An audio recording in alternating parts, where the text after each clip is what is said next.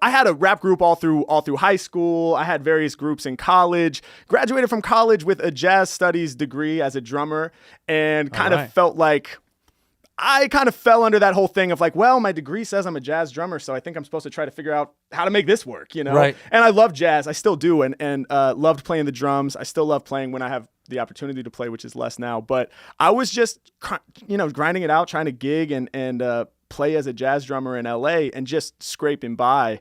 Are there jazz gigs in LA?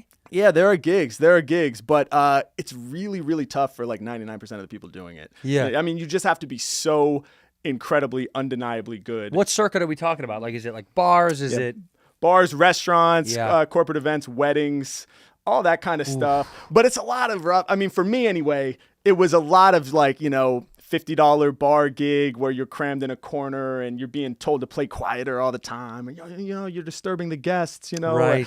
That kind of thing. And it can be really tough to break out of that. I have friends who are really successful in the jazz world now, and shout out to them because I know it's a really tough grind for a long time.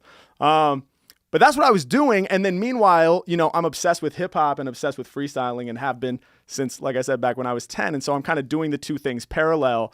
But I think because of some of my own insecurities about kind of like stepping out front and being the front person and, being a rapper, it just seemed like, man, I don't know. I can't necessarily see the path to that. It felt too abstract. Sure. And so I was really fortunate. I have a friend who is a great jazz piano player and composer, and he kind of tricked me into starting the whole YouTube thing by asking me to freestyle over his beat for a YouTube video on his channel. Who's this dude? Shout out. His name's Jacob Mann. Shout out to Jacob Mann. Jacob Mann. You started this revolution. Yeah, yes. Good or bad, it's all your fault. Everything that happens from this moment forward is actually Jacob Mann's responsibility, so I can't take any responsibility for any of it.